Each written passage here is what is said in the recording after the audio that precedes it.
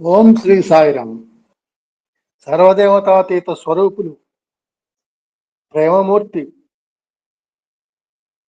మన ఆరాధ్య దైవము భగవాన్ శ్రీ సత్యసాయి బాబా వారి పాదపద్మములకు నమస్కరిస్తూ, ఈ సత్యం శివం సుందరం మరొక మారు చదవటానికి అవకాశం కల్పించినటువంటి పూజ్యులు, ఆత్మీయులు, గురుతుల్యులైనటువంటి ఎమ్మెల్యన్ గారి దంపతులకు, అలాగే ఇక్కడ ఉన్నటువంటి ఈ సమావేశంలో ఉన్నటువంటి అందరికీ కూడా నా హృదయపూర్వక సాయిరాము సమర్పించుకుంటూ, ఈరోజు చదవవలసిన దానికి ఇంట్రడక్షన్గా నిన్న సరస్వతి సాయిరామమ్మ గారు చెప్పినటువంటి ఈ సత్యసాయి ఉన్నత విద్య యూనివర్సిటీలో స్వామికి ఉపకరణములుగా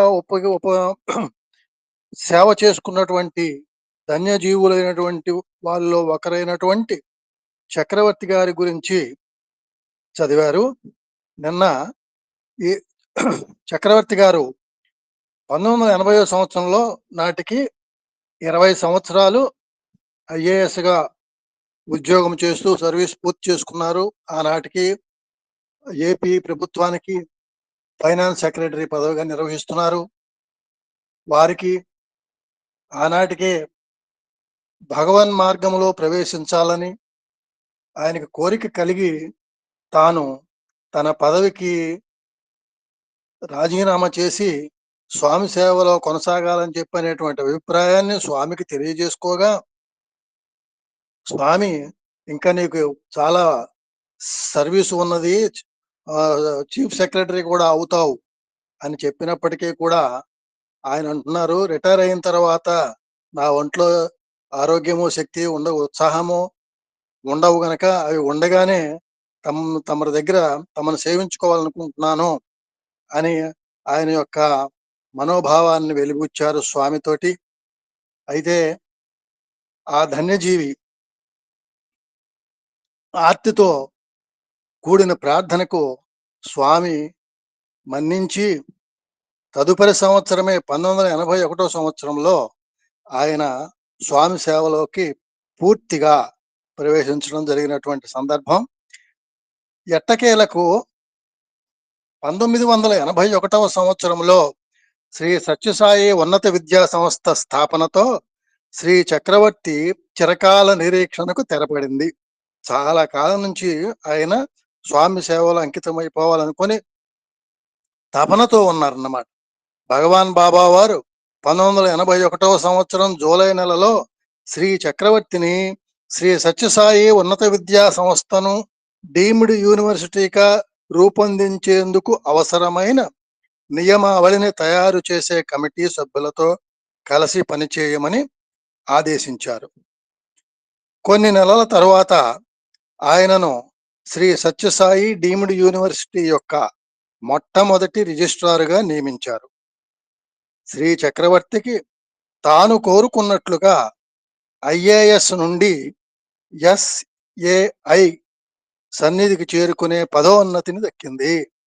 ఐఏఎస్ ఉద్యోగములో అంతా కూడా బయట చూపే, అంతా పరిపాలన ఉద్యోగము, బాధ్యతలు అంతా బయట చూపే. అక్కడ నుంచి ఈయనకి 81 సంవత్సరంలో సి ఆల్వేస్ ఇన్సైడ్ అని స్వామి చెప్పినట్లుగా ఎస్ఏఐ సి ఆల్వేస్ ఇన్సైడ్ దాన్ని అభివృద్ధి పరచుకోవడానికి స్వామి సన్నిధికి చేరుకున్నారు. అదే పదోన్నతి అని ఆయన మనసా వాచ కర్మణ భావించినటువంటి ధన్యజీవి శ్రీ చక్రవర్తి గారు. శ్రీ చక్రవర్తి విశ్వవిద్యాలయ రిజిస్ట్రారుగా నియమింపబడక పూర్వం కూడా ఆయనకు భగవాన్ బాబావారి దివ్య సన్నిధిలో ఉంటూ స్వామి దివ్యాశిస్తులు పొందే అవకాశం లభించినప్పటికీ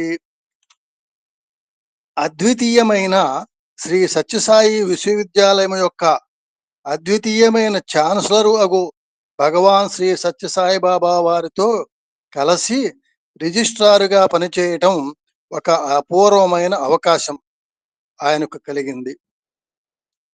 విశ్వవిద్యాలయం అద్వితీయం, దానికి భగవాన్ ఛాన్సలర్ అద్వితీయులు. అటువంటి అద్వితీయులైనటువంటి వారితో భగవంతునితో సాక్షాత్ భగవంతునితో కలిసి రిజిస్ట్రార్‌గా పనిచేయటం అనేది ఆయనకి అపూర్వమైన అవకాశంగా భావించారు. ఆ సమయంలో ఆయన భగవాన్ బాబా వారిని గురించి అంతకు పూర్వము తనకు తెలియని ఎన్నో విషయాలు తెలుసుకున్నారు అని ఈ రచయిత చెప్తున్నారు నరసింహమూర్తి గారు. శ్రీ చక్రవర్తి మాటల్లో చెప్పాలంటే భగవాన్ బాబా వారిలో స్వతసిద్ధముగా ప్రస్ఫుటమయ్యే అత్యున్నత ఆధ్యాత్మిక జ్ఞాన సంపదతో కూడిన యుక్తియుక్తమైన యాజమాన్య నైపుణ్యం, విశాల దృక్పథం, నిశిత దృష్టి మరియు పరిపాలనా దక్షత నన్ను ముగ్ధుణ్ణి చేశాయి. ఇవి చక్రవర్తి గారి మాటలు. ఒక సంస్థను నడిపేటువంటి వారిగా స్వామి ఎలా కనపడ్డారట ఆయనకి, అది స్వతసిద్ధంగా వెలువడినటువంటివన్నమాట. అత్య అత్యున్నత ఆధ్యాత్మిక జ్ఞాన సంపదతో కూడి ఉన్నటువంటి యుక్తియుక్తమైన యాజమాన్య నైపుణ్యం. ఒక సంస్థను నడిపేటువంటి యాజమాన్యుడికి ఎటువంటి నైపుణ్యం ఉండాలంటే యుక్తియుక్తమైన యుక్తి ఉండాలి. అది తగిన విధంగా ఉండాలి. పరిపాలకునికి విశాలమైన దృక్పథం ఉండాలి. సంకుచిత భావాలు చోటు చేసుకోకూడదు. నిశిత దృష్టి మరియు ఎందరో పాలు పంచుకున్నటువంటి ఆ పరిపాలనలో నిశిత దృష్టి, ప్రతి విషయాన్ని కూడా సూక్ష్మంగా దర్శించేటువంటి శక్తి ఉండాలి. పరిపాలనా దక్షత, అవి స్వామిలో ఉన్న వాటిని చూసి నేను ముగ్ధుణ్ణయ్యాను అని చెప్పి స్వామి యొక్క పరిపాలనలో చూపించినటువంటి వీళ్ళు నేర్చుకోవాల్సినటువంటి విషయాలన్నింటినీ కూడా స్వామి దగ్గర ఆయన చూశాను, ఆయన ముగ్ధుడయ్యారని చెప్పారు. శ్రీ సత్యసాయి విశ్వవిద్యాలయమునకు ఛాన్సలర్ అయిన భగవాన్ బాబా వారిలో తాను చూసిన అనూహ్యమైన లక్షణాలను శ్రీ చక్రవర్తి వర్ణించి చెబుతుంటే స్వామి గురించి మనకు తెలియని ఎన్నో అపూర్వమైన విషయాలు మనకు తెలుస్తాయి. ఆయనకు స్వామివారితో కలిసి పనిచేసేటప్పుడు అనూహ్యమైనటువంటి లక్షణాలు గమనించాడు ఆయన, ఆ చక్రవర్తి గారు. అవి చెబుతుంటేట మనకి ఎన్నో అపూర్వమైనటువంటి విషయాలు, అంతకు పూర్వం ఇలా జరగలేదన్నమాట అటువంటి పరిపాలన. ఆ విషయాలు మనకు తెలుస్తాయని కవి చెప్తున్నారు, ఈ రచయిత చెప్తున్నారు. భగవాన్ బాబా వారు కేవలం నామమాత్రపు ఛాన్సలర్గా ఉండటానికి సుతారము అంగీకరించని విశ్వవిద్యాలయ కమిటీలోని ఒక అనుభవజ్ఞుడైన సభ్యుడు నాతో చెప్పాడు. స్వామివారి ఉద్దేశం ఏంటంటే సాధారణంగా మనకి ప్రభుత్వపు యూనివర్సిటీల్లో ఛాన్సలర్గా గౌరవనీయులు గవర్నర్ గారే ఛాన్సలర్గా వ్యవహరిస్తారు. మిగతా పరిపాలన అంతా కూడా వైస్ ఛాన్సలరే పూర్తి బాధ్యతతోటి జరుగుతూ ఉంటుంది మనకి ప్రభుత్వ విశ్వవిద్యాలయాల్లో. అయితే ఇక్కడ అలా కాదు. ఆ భగవానే వైస్ ఛాన్సలర్గా ఉండి ఆయన ఆ పరిపాలనలో చూపినటువంటి అది నామమాత్రపుది కాదు, ఛాన్సలర్ అనేది అది ఎంతో బాధ్యతాయుతమైనటువంటిది అని చాటి చెప్పారన్నమాట. ఈ మాట ముమ్మాటికి నిజం. శ్రీ సత్యసాయి ఉన్నత విద్యా సంస్థలకు నేను రిజిస్ట్రార్గా పనిచేసిన కొలది సంవత్సరాలలో భగవాన్ బాబా అత్యంత చురుకైన ఛాన్సలర్గా అవిశ్రామంగా పనిచేయటం నేను చూశాను.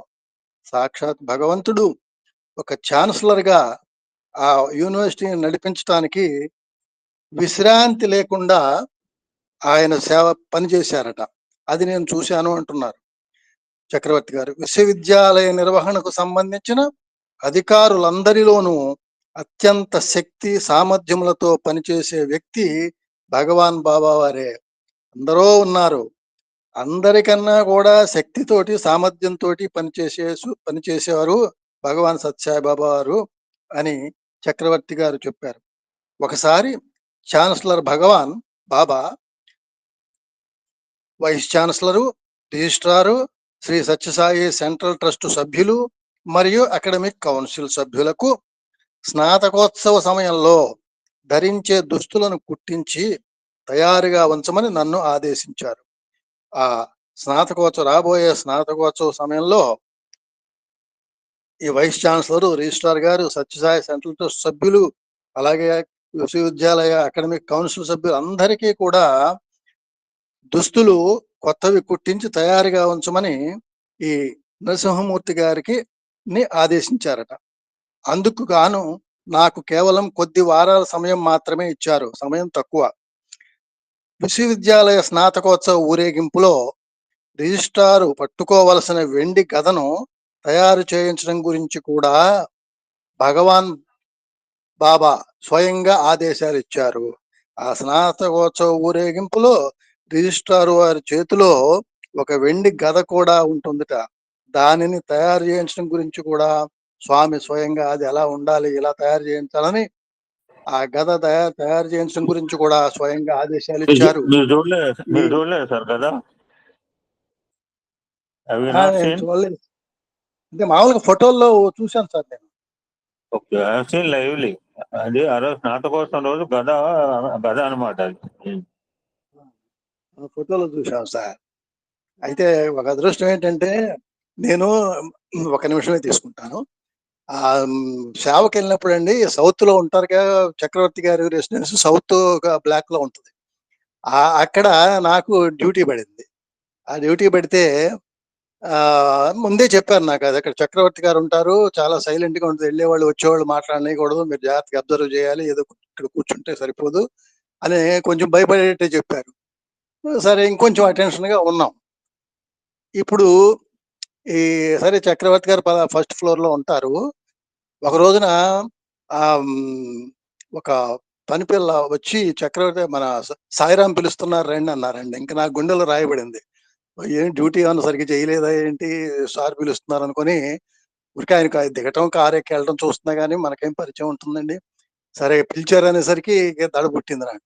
సరే వెళ్ళాను. వెళ్తే ఆయన ఒక మాట అన్నారు sir, if you don't mind అన్నారు. అమ్మో ఇదేంటి ఇట్టా అన్నారు అనుకున్నా నేను.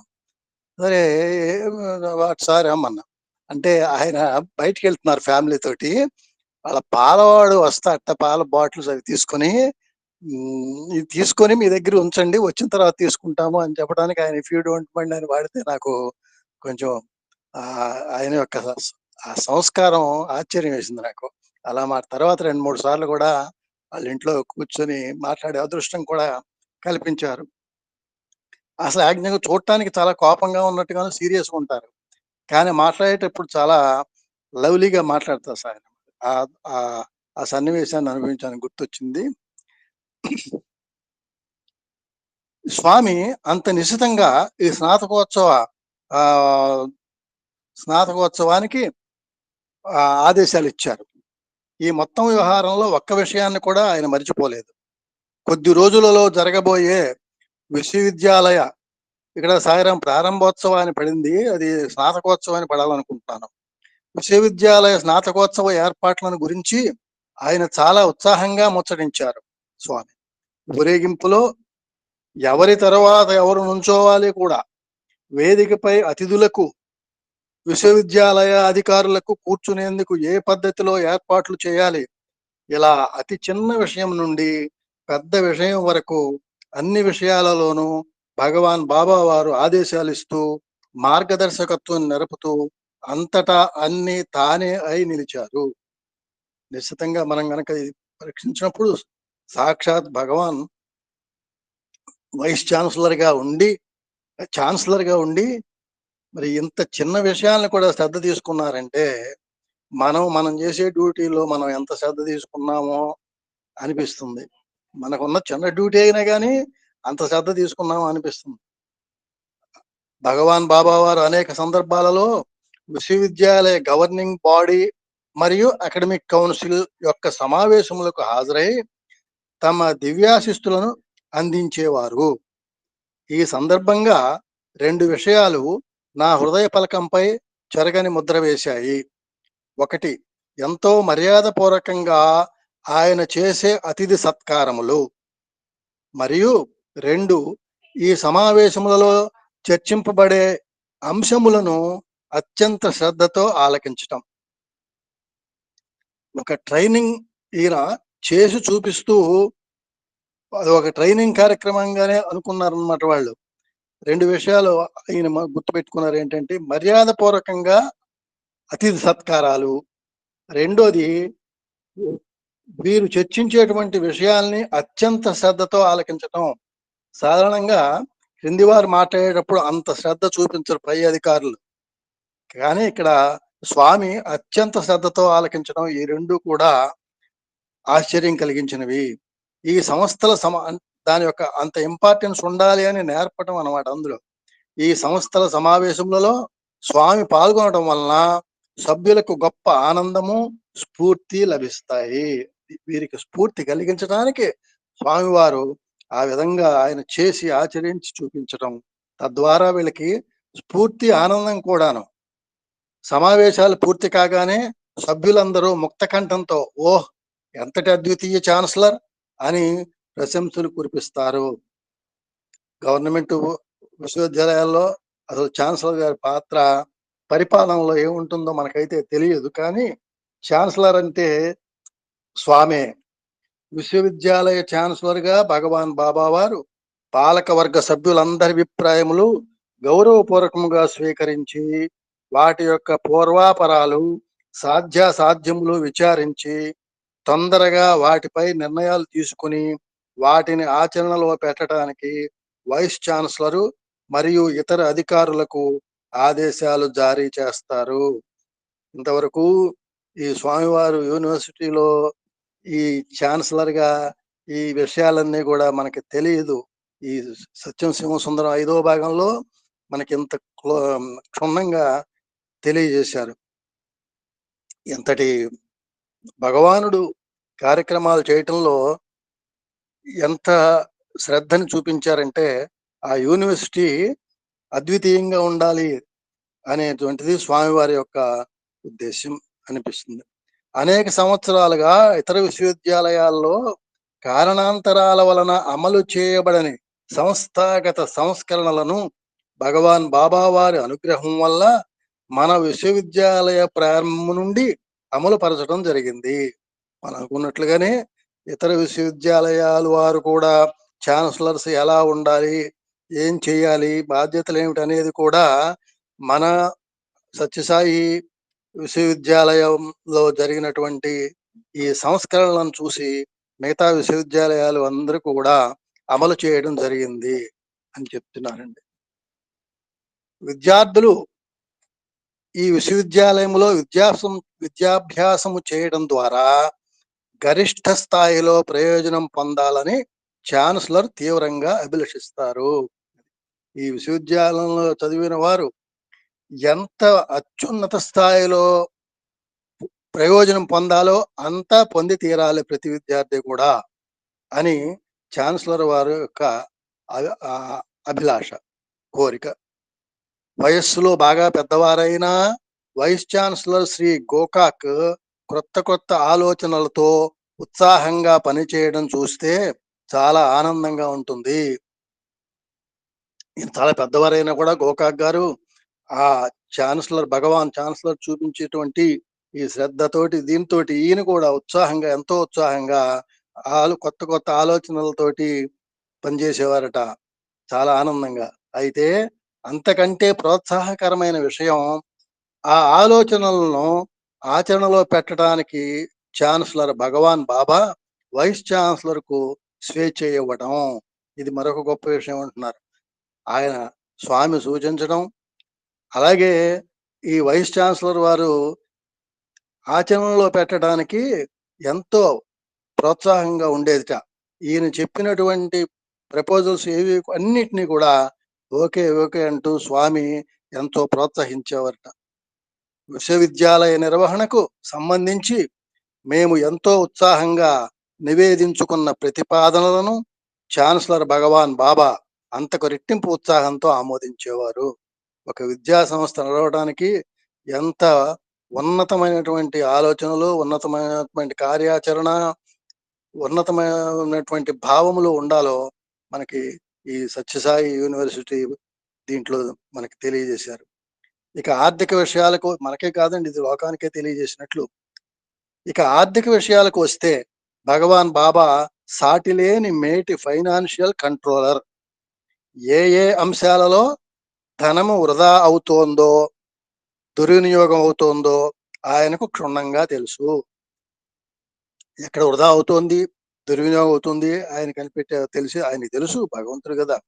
వివిధ పథకాలకు డబ్బు ఖర్చు పెట్టడంలో ఎక్కడ అవసరమో అక్కడ ఉదారంగా వ్యవహరిస్తారు.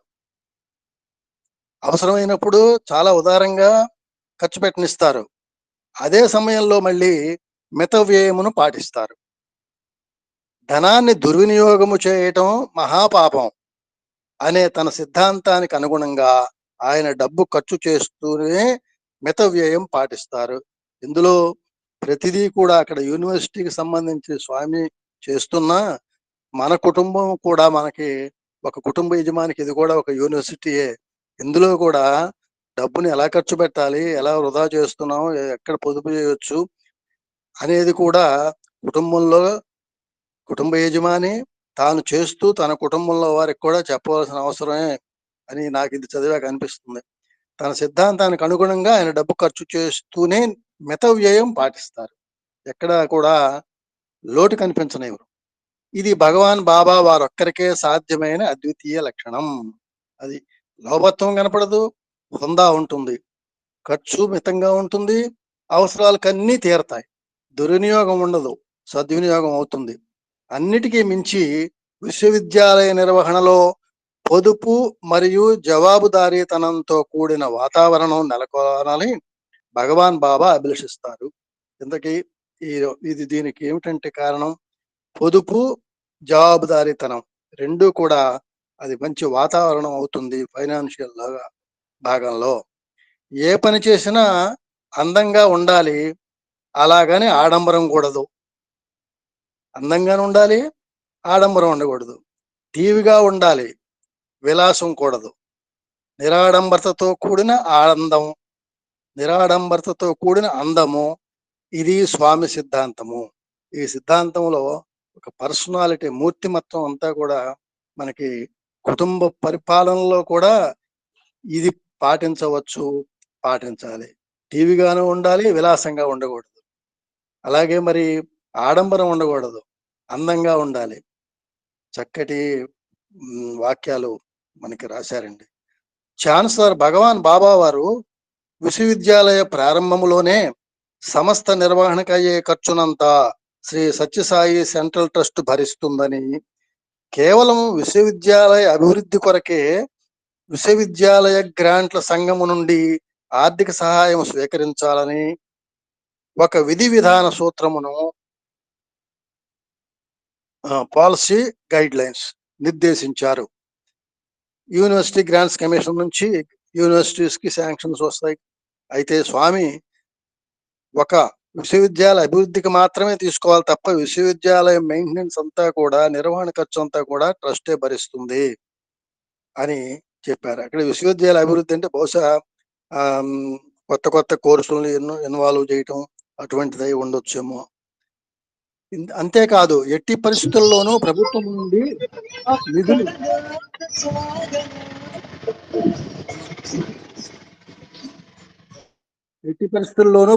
నుండి నిధులు స్వీకరించరాదని ఒక నియమం పెట్టారు. విద్యా విషయకమైన స్వయం ప్రతిపత్తికి ఆర్థిక పరమైన స్వయం ప్రతిపత్తి ప్రథమ సోపానమని భగవాన్ అభిప్రాయము. విద్యా విషయంగా స్వయం ప్రతిపత్తి ఉండాలంటే ఆర్థికమైనటువంటి స్వయం ప్రతిపత్తి ఉంటేనే అక్కడ 100కి 100 పాళ్ళు ధర్మం జరుగుతుంది.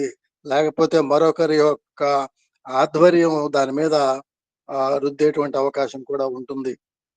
భగవాన్ బాబా వారు నెలకొల్పిన విద్యా సంస్థలలో కేవలం విద్యా విషయకమైన ప్రతిభ ఒకటే ప్రాధాన్యత గల అంశం కాదు.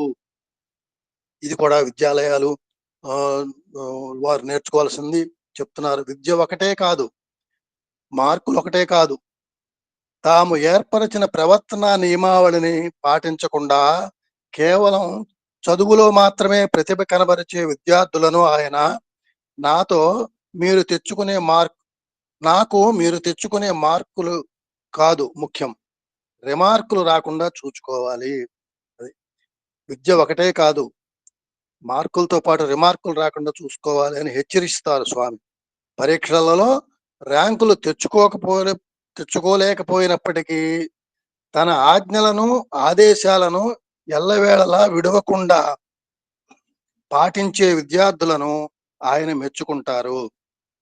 అంటే ప్రథమ పీట క్రమశిక్షణకి ఇస్తారన్నమాట, ప్రవర్తనకి ఇస్తారు. ఇదంతా అది కనుక ఉన్నట్లయితే మిగతావన్నీ కూడా అవే వస్తాయని నమ్రత, క్రమశిక్షణ, విధేయత ఇవన్నీ ఉండాలి ముందు. ఇదంతా విద్యార్థుల భావి జీవితానికి సరి అయిన పునాది వేసి వారిలో సమచిత్తమును నెలకొల్పేందుకే. కాబట్టి విద్యార్థికి అతి ముఖ్యమైనది ఏమిటో ఇందులో చెప్పారు, అది నేర్పవలసినది. తమ విద్యా సంస్థలలోని విద్యార్థులు మరియు ఉపాధ్యాయుల విషయంలో ఆయన అనుసరించే తప్పు చేసినప్పుడు దండన, మంచిగా ఉన్నప్పుడు మెచ్చుకోలు, ఈ రెండు కలిసిన విధానము చాలా సమర్థవంతంగా పనిచేస్తుంది. ఇక్కడ దండన అనేది కూడా చెప్పారు.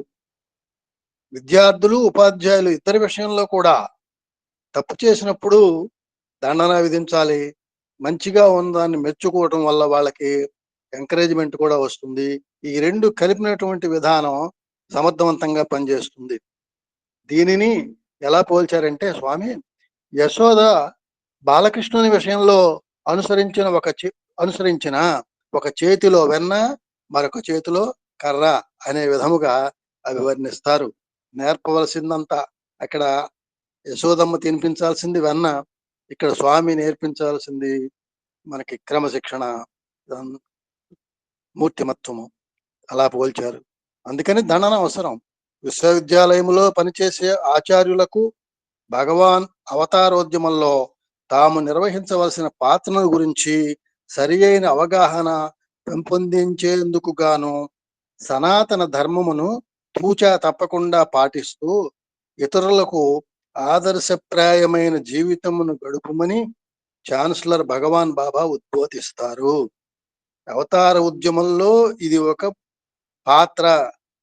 ఈ విద్యకు సంబంధించి ధర్మాన్ని నేర్పడం, మరి అందరిలో దుష్ట లక్షణాలు పోగొడటంతో పాటుగా విద్యలో ఉపాధ్యాయులు ఎలా ఉండాలి, ఏమి నేర్పించాలి, వారి క్రమశిక్షణ ఏంటి, విద్యార్థుల క్రమశిక్షణ ఏంటి, ఇదంతా కూడా ఆయన తూచా తప్పకుండా సనాతన ధర్మాన్ని విద్యా వ్యవస్థలో పాటించవలసిందే అని స్వామి ఉద్బోధించారు. భగవాన్ బాబా వారు విద్యార్థులలోని సృజనాత్మక ప్రతిభను ఎంతో ప్రేమగా పెంచి పోషిస్తారు. సృజనాత్మకత ఇది మనకి విద్యార్థులతో నాటకాలు వేయించేది ఒకటి, అలాగే మరి స్పోర్ట్స్ మీట్స్ లోనూ కూడా ఈ సృజనాత్మకతకు ప్రాధాన్యత, వాళ్ళ ప్రతిభను పైకి తీసుకురావటం, పెంచడం, పోషించటం, గుర్తించి పెంచి పోషించటం. విద్యార్థులు కూడా కేవలం తమ ప్రియతమ ఛాన్సలర్ ప్రీతి కొరకే తమ సర్వశక్తులు దారబోసి కృషి చేస్తారు. ఆ విద్యార్థులు కూడా వారి యొక్క ఆ ప్రతిభతోటి స్వామిని సంతోష పెట్టాలి అని సర్వశక్తులు ధారపోసి కృషి చేసేవారు విద్యార్థులు. విశ్వవిద్యాలయ జీవితంలోని వివిధ రంగాలలో విద్యార్థులకు ఛాన్సలర్ భగవాన్ బాబా వారికి మధ్య గల శాశ్వత సంబంధమును ఈ సందర్భంగా మనం గుర్తించవచ్చు. ఇక్కడ శాశ్వత సంబంధము అనగా అక్కడ చదువుకున్న కాలంలోనే కాక ఈ విద్యార్థులు వారి జీవిత కాలం అంతా కూడా భగవాన్ బాబా వారితోటి ఎలా ముడిపడి ఉన్నదో వారి జీవితానికి అలా ముడిపడి ఉండేది. ఆ సంబంధం అలా చివరి వరకు కూడా ఆ విద్యార్థి పాటించుకుంటూనే ఉంటాడు. ఈ విధంగా కాలచక్రం నడిచిపోతూ ఉంటుంది. విద్యార్థులు విశ్వవిద్యాలయంలో విద్యాభ్యాసం చేస్తున్నంతసేపు ఛాన్సలర్ గా భగవాన్ బాబా వారితో అనుబంధము ఏర్పరచుకుంటారు. ఆ తహతహలాడిపోతారు స్వామితోటి అనుబంధం కోసం. తమ వైపు చూస్తే చాలు, మాట్లాడిస్తే చాలు, చూడకపోతే బాధ, మాట్లాడుతూ ఆపేస్తే బాధ. ఎన్నో సన్నివేశాల్లో కూడా అలా స్వామి ప్రవర్తించి వారిలో విద్యార్థుల్లో పరివర్తన తీసుకొచ్చారు. ఆ తర్వాత విశాల విశ్వంలో జీవయాత్ర సాగిస్తూ విశ్వానికే ఛాన్సలర్ అయిన భగవాన్ బాబా వారితో తమ ప్రేమ బంధమును కొనసాగిస్తారు.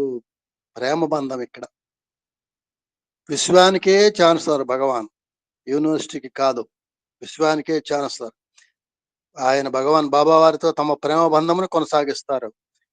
వారిద్దరి మధ్యనున్న అనుబంధము వర్తమాన జీవితంలోను రాబోయే జన్మలలోనూ కూడా దృఢంగా నిలిచి ఉండే శాశ్వత ప్రేమ బంధం అది.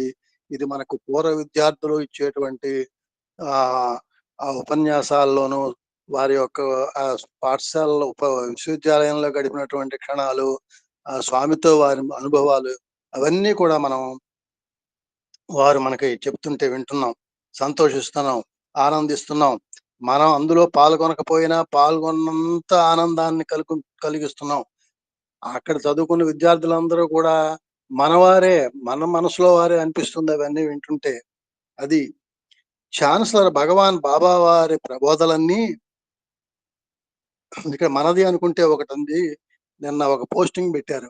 మన గొర్రెల కాపరి ఐఏఎస్ అయ్యాడని చెప్పని ఒక పోస్టింగ్ వచ్చింది, చూసుంటారు చాలా మంది కూడాను. అది ఎలా ఉందంటే, మన మనిషే అంతటి ఉన్న స్థాయికి ఎదిగాడు అన్నంత ఆనందం పొందామండి. అది చూస్తే గొర్రెల కాపరి ఐఏఎస్ 565 ర్యాంక్ వచ్చింది అని చెప్పని అది పోస్టింగ్ వచ్చింది, చూసుంటారు. మన గురువు గారే పెట్టారు. ఛాన్సలర్ భగవాన్ బాబా వారి ప్రబోధలన్నీ ఆయన యొక్క విశ్వజనీనమైన ప్రేమధారకు నిదర్శనములే. ఆయన ప్రబోధలన్నీ కూడా ప్రేమను వర్షింపజేసేవే, విశ్వ ప్రేమ. భగవాన్ నెలకొల్పిన విశ్వవిద్యాలయం యొక్క పరమ ప్రయోజనం తమ అవతారోద్యమంలో పాత్రధారులుగా తాము ఎంపిక చేసిన వ్యక్తులను తమ వైపు ఆకర్షించి వారిలో తాను ఆశించిన పరిణామమును సాధించి చివరకు వారిని ఉత్తమమైన పరికరములుగా తీర్చిదిద్దేందుకే. పెద్ద వాక్యం రాశారండి. విశ్వవిద్యాలయం యొక్క పరమ ప్రయోజనం ఏంటంటే అవతార ఉద్యమంలో అదొక భాగం. వీరందరూ కూడా పాత్రదారులు, స్వామి ఎంపిక చేసుకున్నారు, ఆకర్షింపజేసుకున్నారు. ఆశించిన పరిణామాన్ని వారిలో ఆ పరిణామమును సాధించి ఉత్తమమైనటువంటి పరికరాలుగా తీర్చిదిద్ది వారి ద్వారా శాంతి అన్ని కూడా ప్రచారం చేయటానికి ఉపకరణములుగా తయారు చేశారు వారి యొక్క విద్యార్థుల్ని. ఈ విశ్వవిద్యాలయ ఛాన్సలరు సాక్షాత్తు జగద్గురువు, మార్గదర్శకులు మరియు మానవ జాతి ఉద్ధరణకై అవతరించిన అవతార పురుషుడే వైస్ ఛాన్సలర్ అయినప్పుడు ఆ విశ్వవిద్యాలయం ఎంతటి స్థాయి ఉంటుందంటే మాటలకి సరిపోవు. అటువంటి ఛాన్సలర్ నభూతో నభవిష్యతి. శ్రీ చక్రవర్తి భగవాన్ బాబా వారిచే ఎంపిక చేయబడిన అటువంటి ధన్యజీవి. అది ఇవన్నీ కూడా ఆ చక్రవర్తి గారిని ఆయన ఉపకరణంగా ఉపయోగించుకోవడం వల్ల ఈయన ధన్యజీవి అయ్యారు. ఒకరోజు సాయంత్రం ఆయన రిజిస్ట్రార్ నివాసము నుండి మందిరానికి కారు డ్రైవ్ చేసుకుంటూ వస్తున్నారు. చక్రవర్తి గారు సాయంత్రం పూట ఆ రిజిస్ట్రార్ గారి భవనం నుంచి పని పూర్తి చేసుకుని కారు డ్రైవ్ చేసుకుంటూ వస్తున్నారు. ఎందుకంటే భగవాన్ బాబా వారు భజనానంతరం తమ నివాసములోనికి వెళ్ళిపోయే ముందు ఆయన దర్శనం చేసుకోవాలనే ఆతృతతో శ్రీ చక్రవర్తి చాలా వేగంగా కారు నడుపుకుంటూ వస్తున్నారు. ఇది ముందు నేను చదివానండి. ఈ వాక్యం చదువుతుంటే రోజు చూస్తున్నారు స్వామిని, మాట్లాడుతున్నారు. మరలా ఆయన తపన భజన అవ్వంగానే మళ్ళీ లోపలికి వెళ్ళిపోతారేమో స్వామి, మళ్ళా ఆయన దర్శనం చేసుకోవాలనేటువంటి ఆ తపనతోటి ఆయన వస్తున్నారు. అంటే స్వామిని ఆయన ఎలా చూసుకున్నారు, ఎలా చూశారో అర్థమవుతుంది మనకి. రోజు చూసే స్వామి అయినా సరే వెళ్ళిపోతారేమో అనే ఉద్దేశంతో వేగంగా కారు నడుపుకుంటూ వస్తున్నారు. ఆయన మెయిన్ గేట్ వద్దకు వచ్చేసరికి స్వామికి మంగళహారతి ఇవ్వడం జరుగుతోంది. అది వినపడింది దీనికి. దాంతో ఆయన కారు వేగం కొంచెం హెచ్చించారు. ఇంతలో హఠాత్తుగా రోడ్డు పైన ఒక విదేశీయుడు ఆయన కారుకి అడ్డం వచ్చాడు. అందువలన శ్రీ చక్రవర్తి కారుకు సడన్ బ్రేక్ వేయవలసి వచ్చింది. ఎంత సడన్ బ్రేక్ అంటే కారు కీచుమని చప్పుడు చేస్తూ ఆగింది. శ్రీ చక్రవర్తి తన చికాకును వ్యక్తపరిచే లోపుగానే ఆ విదేశీయుడు చిరునవ్వు నవ్వుతూ, మీరు మీ స్వగృహమునకు రానే వచ్చారు, ఇంకా మీరు కొంచెం నెమ్మదిగా వెళ్ళవచ్చు అని వ్యాఖ్యానించారు. అసలు ఈ చక్రవర్తి గారి మనసులో ఏముంది, ఈ విదేశీయుడు చెప్పినటువంటి వాక్యము ఎలా ఉందో చూడండి. మీరు మీ స్వగృహమునకు రానే వచ్చారు, ఇక మీరు కొంచెం నెమ్మదిగా వెళ్ళవచ్చు అని వ్యాఖ్యానించాట నవ్వుతూ ఆయన విదేశీయుడు. అత్యున్నతమైన తన జీవిత సత్యమును తనకు గుర్తు చేసినందుకు శ్రీ చక్రవర్తి ఆ విదేశీయునికి కృతజ్ఞతలు తెలుపుకున్నారు. కాబట్టి స్వామి పాదముల చెంత చేరాము అంటే దాన్నలా నిలుపుకుంటే మన యొక్క స్వగృహం ఏమిటో, స్వగృహం చేరటానికే మనల్ని స్వామి దగ్గరకు చేర్చుకున్నారు అనేది గూడా ప్రతి ఒక్కరికి గూడా ఇది అర్థమవుతుంది. ఇలా చక్రవర్తి గారి యొక్క ఉపకరణముగా స్వామికి యూనివర్సిటీ దాంట్లో సేవ చేసి ధన్యజేయులు అనేటువంటి చక్రవర్తి గారిది చరిత్ర ఇక్కడ వరకు ఈ చాప్టర్ తోటి చక్రవర్తి గారి గురించి చెప్పడం జరిగింది. సాయిరామ్ అండి.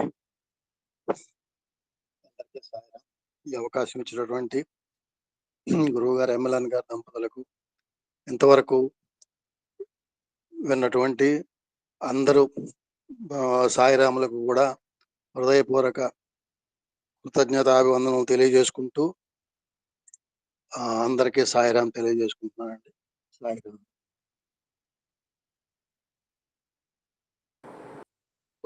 సార్ జనరల్ గా మీ స్కూల్ చెప్పండి, బాలుగా చెప్పి కంక్లూడ్.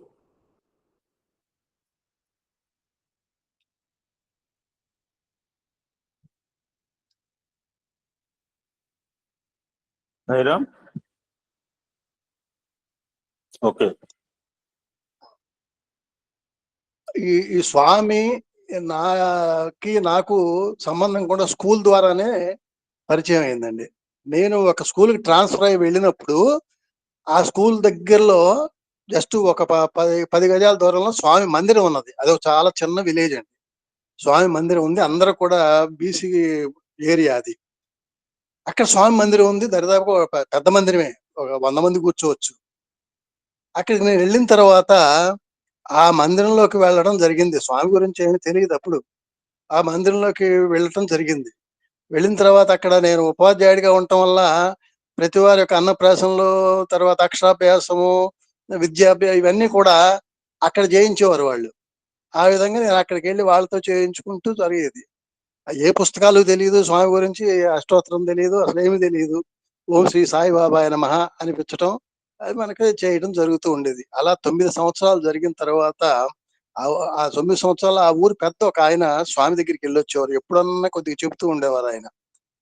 అట్లా 9 సంవత్సరాలు జరిగిన తర్వాత నూజివీడులో మందిరం మళ్ళీ ఎప్పుడు వెళ్ళలేదండి. తర్వాత అక్కడి నుంచి ట్రాన్స్ఫర్ అయిపోయాను. మళ్ళీ మర్చిపోయాను. మళ్ళా 3 సంవత్సరాల తర్వాత ఇంకో స్కూల్ ట్రాన్స్ఫర్ అయితే, అది గవర్నమెంట్ స్కూలు కదా! తలుపు తీయగానే లోపల సత్యసాయిబాబా వారి పటం ఉందండి. ఇదేంటి గవర్నమెంట్ స్కూల్ లోపల సత్యసాయిబాబా వారి పటం పెట్టుంది అని నేను ఆశ్చర్యపోయా.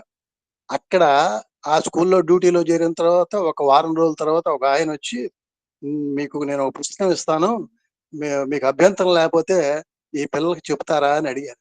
అది ఎలిమెంటరీ స్కూలే. ఏంటండి అని చూశాను. చూస్తే అది ఒకటవది పుస్తకం, మన బాల వికాస్ ఒకటో పుస్తకం ఉందండి. ఇది ఇలా వచ్చాం అనుకొని అంతకంటే కావాల్సింది ఏముందని అని చెప్పని మొదలు పెడితే అది 2001 సంవత్సరం అండి. 2 సంవత్సరాలు అక్కడ నేను ఆ పుస్తకంలో ఉన్నవి పిల్లలకి చెబుతూ ఉంటే 2 సంవత్సరాలు అయిన తర్వాత స్వామి దర్శనం లభించింది నాకు. మీరు పుట్టపర్తి వెళ్తారా అని అడిగారు. సరే అని వెళ్ళే కెపాసిటీ కూడా లేదు అప్పుడు యాక్చువల్‌గా. ఆయన బలవంతాన 2, 3 సార్లు చెప్పారు. కాదులెండి, కాదులెండి, కాదులెండి అన్నా. ఆయన వెళ్ళిపోయిన తర్వాత ఇదేంటి ఇట్టంటున్నారు, కాదంటారేంటి అని చెప్పని పొరపాటు పడ్డాననుకోని మళ్ళీ ఆయనతో కబురు చేశాను. నేను వెళ్తున్నానులెండి అని. ఆయన ఎందుకెళ్లరు అనేవాడు. నేను డబ్బులు లేవంటానేమో అని అనుకున్నాడో, ఇస్తే నేను చిన్నబుచ్చుకుంటాను కూడా, ఏంది నిజానికి డబ్బులు లేవు. చేతి ఉంగరం వెంటనే ఇండియన్ బ్యాంక్‌లో తాకట్టు పెట్టి 2003 సంవత్సరంలో స్వామి దర్శనానికి వెళ్ళానండి. ఇక అక్కడి నుంచి ఏ కార్యక్రమాల్లోనే ఉంటూ రిటైర్ అయిపోయిన తర్వాత కూడా ప్రస్తుతం బాల సదనం అనే ఒక గవర్నమెంట్‌ది ఉందండి. చిల్డ్రన్ హోమ్ అంటారు. 25 మంది పిల్లలు ఉంటారండి. అది మెయిన్‌గా ప్రతిరోజు కూడా ఈవినింగ్ ప్రతిరోజు వెళ్తాను. ఆహ్, అది స్వామి నాకు ఇచ్చినటువంటి ఒక మహా అవకాశం. బంగారం లాంటి పిల్లలు ఎంత ప్రపంచాన్ని మర్చిపోయేంత హాయిగా ఉంటుంది. అప్పుడప్పుడు పోస్టులు కూడా పెడుతూ ఉంటాను. తర్వాత 2, 3 స్కూల్స్ ఉంటాయండి. వారానికోసారి వెళ్తూ ఈ బాల వికాస్ కార్యక్రమాలను చెప్పుకుంటూను, అయితే మీరన్నట్టు 2 సార్లు చెప్పిన పరీక్షలయితే పెట్టడానికి కుదరదు గానీ, సో, అన్నీ కూడా పిల్లలకి నేర్పుకుంటూ ఉండటం వల్ల స్వామి నాకు ఆరోగ్యాన్ని, మరీ పెద్ద వయసు కాదు, మరీ చిన్న వయసు కాదు, 74లో ఉన్నాను. అయినప్పటికీ కూడా ఎటువంటి ఇబ్బంది లేకుండా స్వామి నాకు ఈ కార్యక్రమాన్ని అప్పచెప్పారని అనుకుని అదృష్టంగా భావిస్తూ ఈ కార్యక్రమాలని చేసుకుంటూ, మరి ఇది ఈ బాటలోనే మరి ఇక్కడ ఏఎస్బిలో చేరటం, అట్లాగే సాయి మాట సాయి బాటలోను ఈ సత్సంగాల్లో ఉండటం, ఇదంతా కూడా స్వామి అలా అలా అలా దగ్గరికి తీసుకొచ్చుకుని ఆ మనసులో ఇది రేపు ఈ సత్సంగాలు లేనప్పుడు అండి ఎందుకో పిచ్చి భయం, ఏదో ఒక భయం, అసంతృప్తి మనిషికి ఏదో ఉంటుంది. ఇప్పుడు అవన్నీ పోయినాయి. మంచి ఆలోచనలతోటి ఎప్పుడు ఫ్రెష్గా ఉంటాం. ఇంకా అన్నిటికంటే గొప్పగా చెప్పుకోవాల్సింది ఏంటంటే 24 గంటలు మనకి చాలటం లేదు. స్వామి ఆలోచనలో పడి స్వామి కార్యక్రమాల్లో మనకి కనుక ఉంటే 24 గంటలు సరిపోదు అనేది నా యొక్క పర్సనల్ అనుభవం అన్నమాట. చాలదు. చదువుకుంటాము, వింటాము, మాట్లాడతాము, అక్కడితో ఆగిపోదు. మనం ఇప్పుడు ఏఎస్బి ఇప్పుడు పూర్తవుతుంది 12:30కి. మళ్ళీ రేపు 12:30 దాకా మనకి ఏఎస్బి గుర్తుండకపోవడం అనేది లేదండి, ఎప్పుడూ ఉంటూనే ఉంటుంది. ఇలాంటి అవకాశం స్వామి మనకు కల్పించారు. అది పూర్వజన్మ సుకృతం అనుకోవచ్చు. ఎంతకంటే అదృష్టం. మిరకిల్ ఏంటంటే ఒకసారి చెప్పుకున్నాం కదండి, స్వామితో పాటు మనం ఉండటం, స్వామి బాటలో నడవడమే మన జీవితానికి అత్యంత ముఖ్యమైనటువంటి మిరకిల్ గా చెప్పుకోవాలి. ఎవరైనా మీ జీవితంలో మిరకిల్ అంటే సత్యసాయి బాబా వారు మా మనసులో వేసుకోవడమే మన యొక్క మిరకిల్ అని చెప్పి మనం ఉంటే మన కుటుంబ సభ్యులు కూడా అలాగే ఉంటూ స్వామి సేవలోనే గడవాలి, ఇలాగే ఉండాలని కోరుతూ ఈ ఏఎస్పి ఇలాగే కొనసాగాలి, మనకి అందరం కూడా ఈ సంతోషంతో చిరకాలం ఉండాలని కోరిక. సాయిరామని. చిరకాలం అంటే ఉన్నంతకాలం చక్కగా ఉండాలంతే, చిరకాలం బ్రతకాలని కాదు. ఉన్నంతకాలం ఆనందంగా సత్యసాయి ఆలోచనలతో అందరూ ఎటువంటి కుటుంబం అండి, ఎక్కడెక్కడ ఉన్నాం, అంత చక్కటి కుటుంబంలో మనం కాలం గడుపుతున్నాం.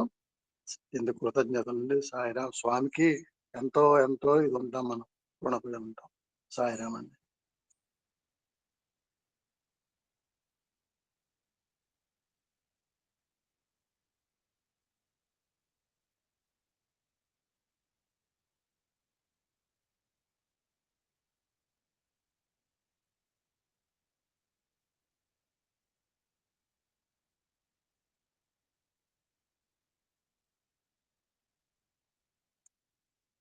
Thank you sir, thank you so much.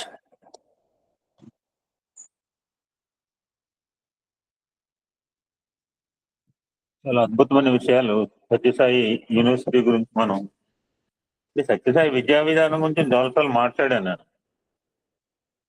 అది కొంతవరకే, but got lot of information about Swami chancellor గా ఎలా వర్క్ చేశారు, విశ్వవిద్యాలయాన్ని ఎలా అభివృద్ధి చేశారు, చాలా విషయాలు తెలుసుకునే అవకాశం కలిగింది సార్ ఇవాళ. ఇందులో మీకు ఈ సబ్జెక్ట్ అవడం మంచిదే, బీయింగ్ ఏ టీచర్. అది నాకు చాలా సంతృప్తినిచ్చింది సాయిరాం. మొన్న పోస్ట్ పోన్ ఇదికేనేమో అనుకున్నాను, లేకపోతే స్వామి గురించి చాలా పోయిన సైడ్ కాదు, అలా మార్చారు అంతే. సార్ నెక్స్ట్ టాపిక్ కూడా టీచర్స్ బాలిక గురువులు ఉంటే ఇవ్వు. అలాగే సార్, సాయిరాం, తప్పకుండా. ఈ సీ ద లిస్ట్ తప్పకుండా. సో నెక్స్ట్ కూడా ఉపాధ్యాయుల గురించి ఉంటుంది. అలాగే సార్. ఓకే. ఈ యొక్క స్వామితో బాబాను దర్శించిన యోగులు కెన్ కంటిన్యూ టుడే.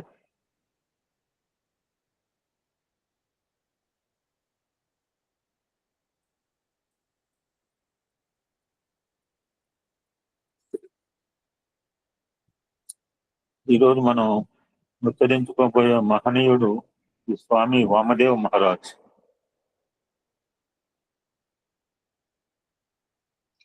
ఇక్కడ ఆయన యొక్క అనుభవం అయిన తర్వాత ఒక అవతార తత్వం క్యాప్షన్ ఇచ్చారు, బ్యూటిఫుల్. అది తెలుసుకుని ముందుకు పోతాం. నాకు మీ భూతకాలం తెలుసు, మీ భవిష్యత్తు నాకు తెలుసు, శ్యామతో షిరిడి బాబా అన్న మాట గుర్తు.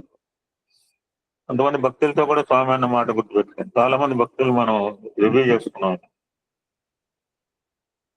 అందువల్ల మీరు ఎందుకు బాధపడుతున్నారు, ఆ బాధల నుంచి ఎలా బయటపడగలరు, ఎప్పుడు చివరిగా విముక్తి పొందుతారో నాకు తెలుసు. ప్రజెంట్ నా సిచ్యుయేషన్ అదే, పార్థానికి తెలుసు. ప్రతి ఒక్కరి విషయంలోనూ గతంలో జరిగింది, వర్తమానంలో జరుగుతుంది, భవిష్యత్తులో జరగనుంది నాకు తెలుసు. ప్రతి వ్యక్తి ఈ జన్మలో ఎందుకు బాధపడుతున్నది, మరు జన్మలో ఈ బాధ కారణంగా ఏమి జరగనున్నది కూడా నాకు తెలుసు. ఎంత ఎంత అద్భుతం అండి. ఎవరు హూ నోస్ ఎవరు తెలుసండి ఇదంతా. ఎంత మెమరీ ఉండాలో భగవంతుడు చెప్పండి. ఇంతమంది ఇన్న విషయం, ఎంతమంది యొక్క భూత భవిష్యత్ వర్తమానాలు, our past, our presents and future also. అది అవతార తత్వం అండి. నా తత్వం అని స్వామి చెప్తాం జరిగింది. ఇంకా ఇప్పుడు ఇందాక సార్ అన్నట్టుగా ఆయన పోల్లోకి రావటం ఎంత అదృష్టమో చూడండి. అంటే బాధలు అంటే ఎవరిలో బాధలు.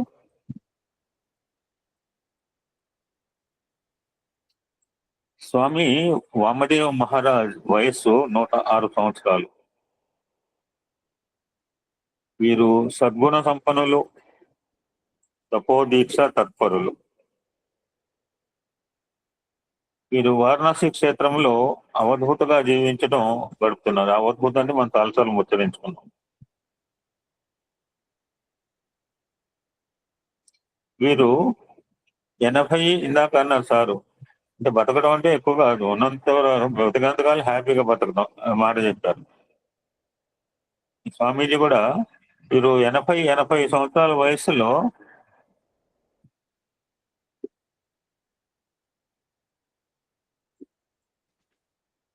ఎనభై సంవత్సరాల వయసులో ఉన్నప్పుడు ఈ శరీరాన్ని ఆరోగ్యంగా ఉన్నప్పుడే యథేచ్ఛగా వదిలిపెట్టాలని భావించి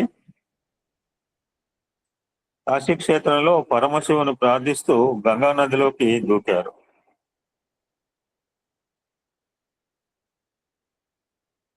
అదే క్షణంలో ఆయన శిరస్సుపై గొప్ప శిరోజ సౌందర్యంతో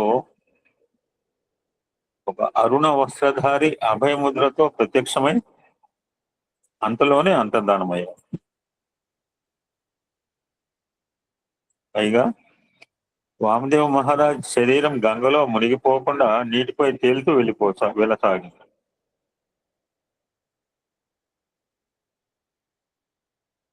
కొంత దూరం అలా వెళ్ళాక ప్రశాంతంగా ఉన్న గంగా నదిలో ఒక్కసారిగా ఒక పెద్ద కెరటం ఉవ్వెత్తున లేచి ఆయన శరీరాన్ని ఒడ్డున పడేసింది, దొబ్బింది, బయటకు దొబ్బింది, లోపల పోకుండా.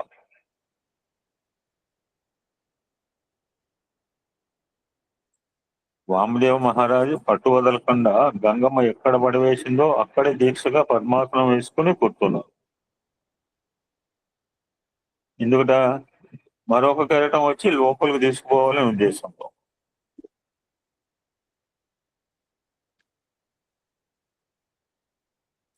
అదే రోజు రాత్రి కాశీ క్షేత్రంలో ఒక సత్యసాయి భక్తుడికి ఒక సైనిక అధికారి ఆయనకు ఒక విచిత్రమైన కళ వచ్చింది.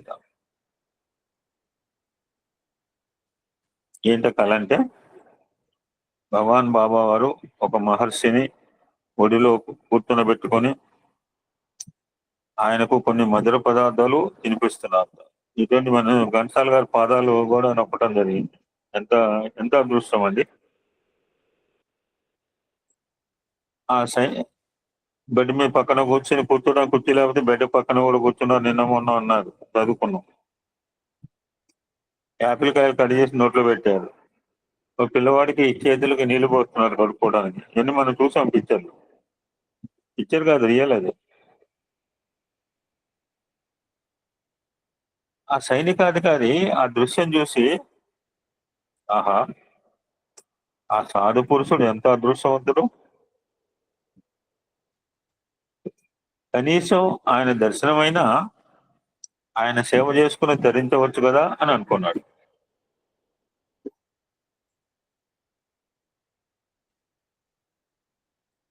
పొద్దున్నే ఆ సైనికాధికారి ఆ గంగా నది ఒడ్డున నడుస్తుంటే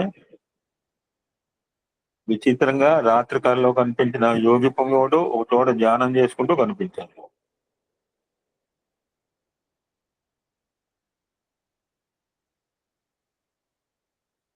ఆ సైనికాధికారి ఆయన దగ్గర చేరి ప్రణామాలు సమర్పించుకొని మెల్లగా ఆయనకు తన స్వప్న వృత్తాంతం చెప్పి భగవాన్ బాబా వారి వివరాలు తెలియజేసి, ఎందుకంటే ఆల్రెడీ ఇది స్వామి డివోటి,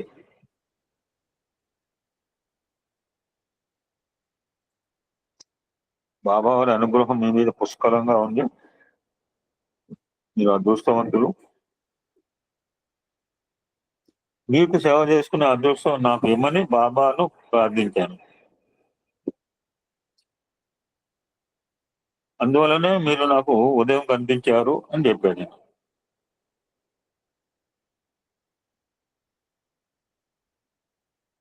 అప్పుడు అవధూత కాస్త ఆలోచించారు.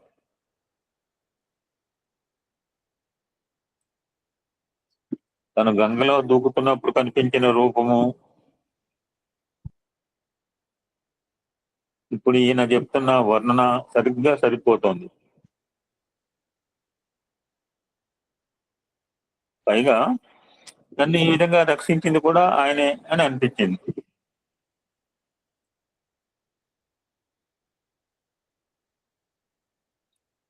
అప్పుడు వామదేవ్ మహారాజు, నేను గృహస్థుల ఇళ్లలో ఉండను అని చెప్పాడు. అప్పుడు సైనికాధికారి ఆయనను మణికర్ణిక ఘాట్, నేను కాశీలో ఘాట్ల లిస్ట్ ఏమైనా తెలిస్తే పెట్టమని చెప్పిన. ఇంతవరకు ఎవడు పెట్టలేదు, ఎప్పటికైనా పెట్టండి, మీకు తెలిసిన లిస్ట్ పెట్టండి. నారాయణమూర్తి అక్కడే ఉన్నాడు, కాశీ క్షేత్రంలో ఉన్నాడు, వస్తాం దారగిరి కూడా. మణికర్ణిక ఘాట్లో ఒక కుటీరానికి చేర్చి ఆయనకు సపర్యలు చేసి ఆయనను ప్రసన్నలు భావించి అవతారమూర్తి అయిన బాబా గురించి ఆయనకి ఇంకా విశదంగా చెప్పారు. న్యాచురల్ ఏమవుతుంది, క్రమంగా వాసుదేవ్ మహారాజుకు సత్యసాయినాథుని పట్ల భక్తి విశ్వాసాలు అధికమైనవి. మన నవీన భక్తి మార్గాలు ఎప్పుడో బాబా గురించి చెప్తే విన్నాం, తర్వాత ఏమనిపించింది, సరే ఎలాగైనా బాబాను దర్శించుకోవాలి, అలా చేసిన వాళ్ళే మనంతా. ఐ థింక్ రైట్ ఎల్ఎస్పి ఎవరో చెప్తారు బాబా గురించి చెప్తే వింటారు. ఐ థింక్ ప్రతి వాళ్ళు అలానే అనుకుంటున్నాయి. అంతే సార్, 190 మంది అలాగే వెళ్తారు. ఎలాగైనా బాబాను దర్శించుకోవాలని ఆయనకు ఆకాంక్ష కలిగింది. ఆయన బయలుదేరి ప్రశాంతి నిలయం చేరుకుని బాబా వారి దర్శనం చేసుకున్నారు.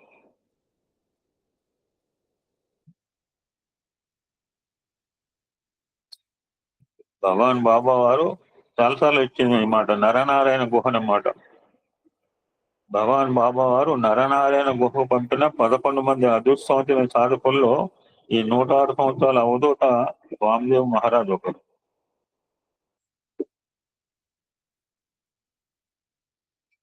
ఇది ఆయన గురించి క్లుప్తంగా అండి రచయిత సేకరించింది.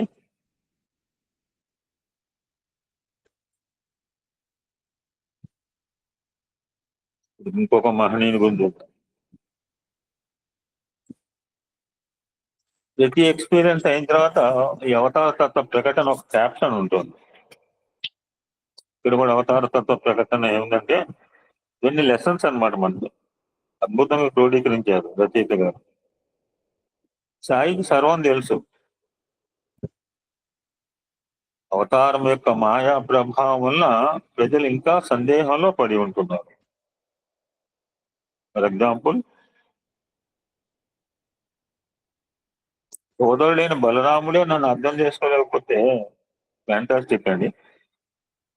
ఇది సోదరుడైన బలరాముడే నన్ను, సోదరుడైన ఇప్పుడు స్వామి సోదరుడు ఎవరైనా జానకి రామయ్య గారు. అందుకని పెద్దోడి పేరు చెప్పమ్మా. శేషమరాజు గారండి.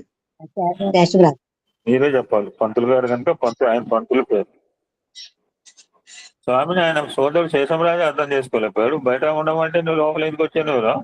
కాశీ విరూపాక్ష టెంపుల్లో నాటకాలు ఆడుతున్నావా?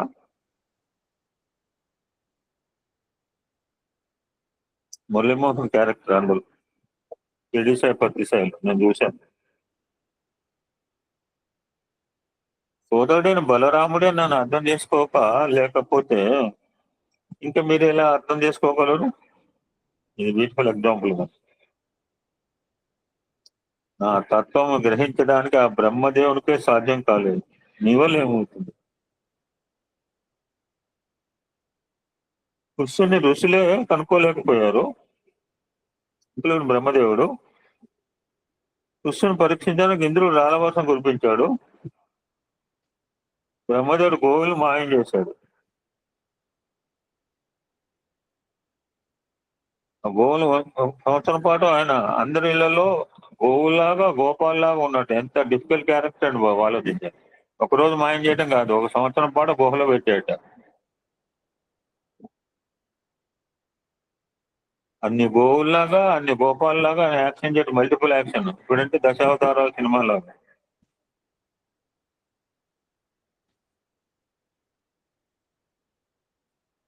ఆ గోవులు పెరగాలంటే ఇప్పుడు మనం పెరగాలంటే ఒక సంవత్సరానికి ఎంత పెరుగుతాం అంత పెరుగుతాము ఏదన్నా. కానీ స్వామి ఆ కోతి విషయంలో అయితే మ్యాక్సిమం మరి ఎంత టైం తీసుకున్నారో స్వామికి తెలియాలి. ఆ కోతి ఇన్సిడెంట్ 10 నిమిషాలు తీసుకుని ఉంటారేమో. 10 నిమిషాల్లో ఆ కోతిని పుట్టించడము, దాన్ని పెద్దం చేయటము, దాంట్లో సృష్టి స్థితి మళ్ళీ లయం ఫ్రాక్షన్ ఆఫ్ 10 minutes బ్రహ్మదేవుడే చేయలేకపోయాడు. అంతటి వారే నన్ను కనుక్కోలేకపోతే ఇంకా సామాన్లు లేని మీరు ఎలా కనుక్కోగలరు? బంగారు ఎవరు బంగారు పెట్టారు మనకి మళ్ళీ. ఓ మనం చేయాల్సింది అందుకే తరచుగా చెప్తుంటారు. ఆయన ఆరాధించడము, ఆయన చూసి ఆయన గురించి చెప్పుకొని ఆనందించడం, సాధ్యమైనందుకు ఆయన చెప్పిన మాటలు ఆచరించడం. అది అనుసరించడము, ఆరాధించడము, ఆనందించడము, ఆచరణ. ఈ నాలుగు వాళ్ళు మనం గుర్తుపెట్టుకోవాలి. ఇప్పుడు ఇంకొక మహనీయుడు శ్రీ కాక బుస్సుండి అవద్భుత.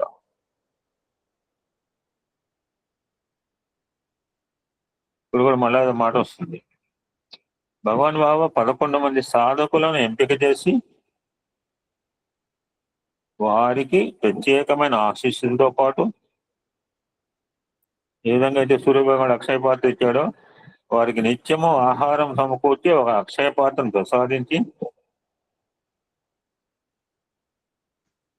హిమాలయాలలో బద్రీనాథ్కు, ఇప్పుడు ఇక్కడ వస్తుంది ప్రస్తావన, హిమాలయాల్లో బద్రీనాథ్కు వెళ్ళి తెలియాలి. బద్రీనాథ్కు 25 మైళ్ళ దూరంలో వాయవ్య దిశలో నరనారాయణ పర్వతం మీద ఓరసికుండ సమీపంలో ఒక నివాస యోగ్యమైన గుహలో తాపసి జీవితం గడపమని పంపారు ఈ 11 మంది శిష్యులు. ఏ విధంగా అయితే రష్యాలో ఆ మంచు గుహల్లో ఉన్న అక్కడ ఓం నమః శివాయ వినబడటం నేను ఎప్పుడో చూసాను, నా దగ్గరకు వస్తుంటాడు అంటే వీళ్ళు బిత్తరపోయారు మనలాంటి వాళ్ళు. భగవాన్ బాబా అప్పుడప్పుడు ఆ గుహ ఆశ్రమంలో ప్రత్యక్షమై వారికి సాధనలో వచ్చిన సంశయాలు నివృత్తి చేస్తూ ఉన్నారు.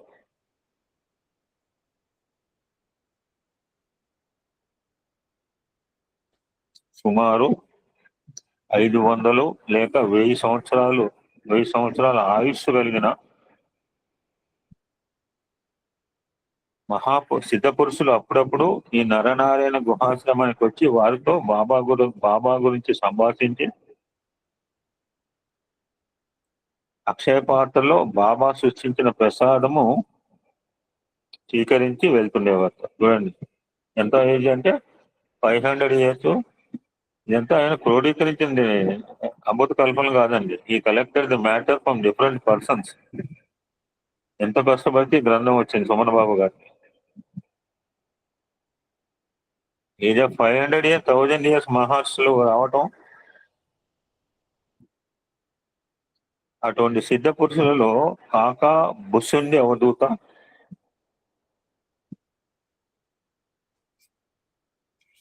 దీని తర్వాత వచ్చే టాపిక్ అది చాలా బ్రీఫ్ గా రాశారు. అంటే డీటెయిల్ దొరకపోతే డీటెయిల్ దొరికినంత వరకు రాశారు అనమాట. మనం ప్రస్తావించేది కాక బుస్సుండి అవధూత. దీని తర్వాత వచ్చేది మరొక వేదాంత పరివ్రాజక సిద్ధపురుషుడు, ఇక్కడ పేరు లేదు, మహావతార్ బాబా, బాబా సుందరదాస్, దేవరియా బాబా, భృగు బాబా. అంటే ఇవన్నీ ప్రస్తావన వస్తే నాకు చూడలేదు, వస్తే తెలుసుకుందాం. భృగు బాబా వంటి వారు కొందరు భగవాన్ సత్యసాయి బాబా వారి దివ్యత్వం గుర్తిన మహానుభావులు. ఎంత మహనీయులు, ఎంత ఎంత వయసు ఉన్న వాళ్ళు తెలియదు మనకి.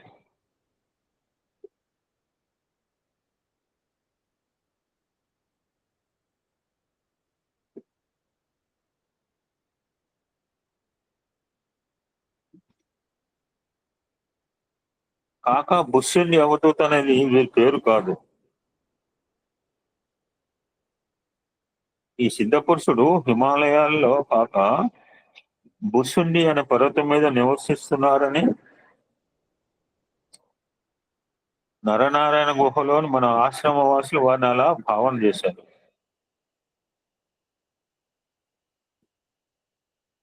వీరు మొదటిసారి నరనారాయణ గుహకు వచ్చినప్పుడు ఆశ్రమవాసులు, అయ్యా, శివావతారమైన శ్రీ సత్యసాయినాథ భగవాన్ గురించి మీ అభిప్రాయం తెలుసుకోవచ్చునా అని అడిగారు. ఇప్పుడు ఎవరైనా చెప్పండి, భగవద్గీత విభూతి యోగంలో ఒక శ్లోకం ఉంది. భగవద్గీత విభూతి యోగంలో నమే విదుహు సురగణ ప్రభవం నా మహర్షయం అహమాదిశ్య దేవానా మహర్షించ సర్వశః.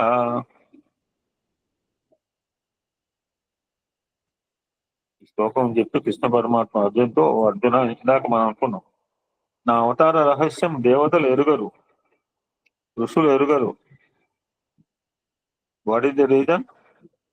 కారణం ఏమంటే దేవతలు మరియు మహర్షులకు నేను కారణభూతుడను ఆదికర్తను అన్నాడు. ఇలా చెప్తూ అవధూత దివ్యస్థితి కలిగి మంత్ర సాక్షాత్కారం చేసుకునే మహర్షులు కూడా అవతార తత్వాన్ని గుర్తించలేనప్పుడు నా వంటి సాధారణమైన వ్యక్తిని వారిని ఎలా తెలుసుకోగలరు అని పలికేట ఈ కాక బుస్సుండి అవధూత. నేను టెల్ అబౌట్ సత్యసాయి బాబా అని అడిగితే భగవద్గీతలో శ్లోకం చెప్పి దానికి విశ్లేషణ చేసి అటువంటి మహనీయులకే కనపడకపోతే నాలాంటి వాళ్ళకి నాకేం తెలుస్తుందో నేను చెప్పింది.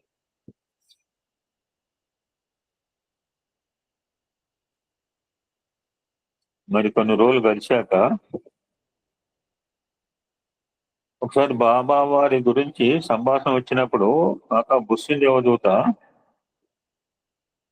అవతారమూర్తి అయిన భగవంతుని దర్శనం చేసుకుని వారు అనుగ్రహాన్ని పొందుతున్న మీరు అత్యంత అదృష్టవంతులు.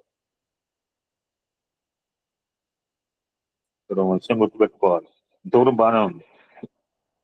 అవతారమూర్తి అయిన భగవంతుని దర్శనం చేసుకుని వారు అనుగ్రహాన్ని పొందుతున్న మీరు అత్యంత అదృష్టవంతులు. ఇంక్లూడింగ్ అవర్తులు, ఇప్పుడున్న 52 మంది కూడా. కానీ అవతారమూర్తి మమ్మల్ని దగ్గరకు రానియటం లేదు.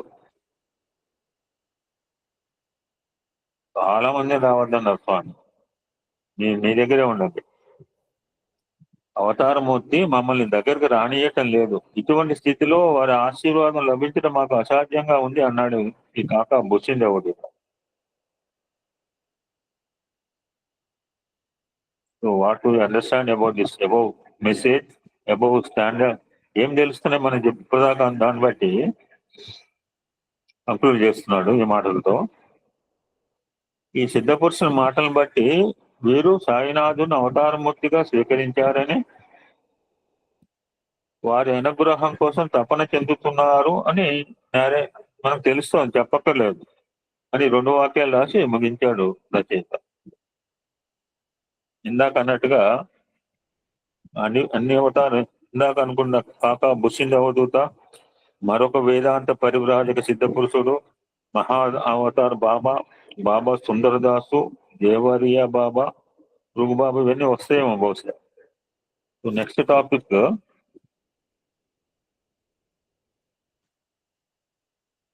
ఇది చాలా బ్రీఫ్ గా రచయిత, అంటే వివరాలు దొరకాలి కదా. ఇక్కడ కూడా అవతార తత్వ ప్రకటన ఉంది. ఇవన్నీ మనకి ఐ ఓపెన్ అనమాట. నేను సర్వదేవతా స్వరూపుడను.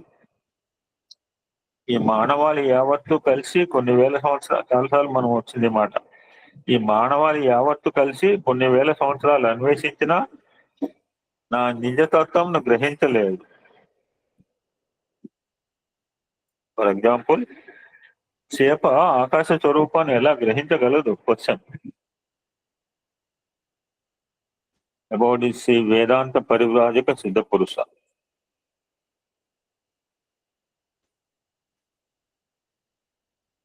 ఇలా ఎందుకు రాశాడు అంటే, ఎందుకు అందరికి పేరు పెట్టలే వెళ్ళలేపలే అని అంటే, ఈయన సామాన్యుడు కాదు. ఈ మహాపురుషుని పేరు అడిగే సాహసం ఆశ్రమ వాసులు ఎవ్వరూ చేయలేదు.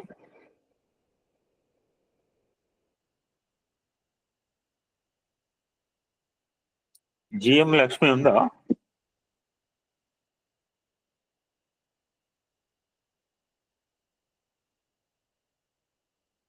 ఉన్నారా జిఎం లక్ష్మి?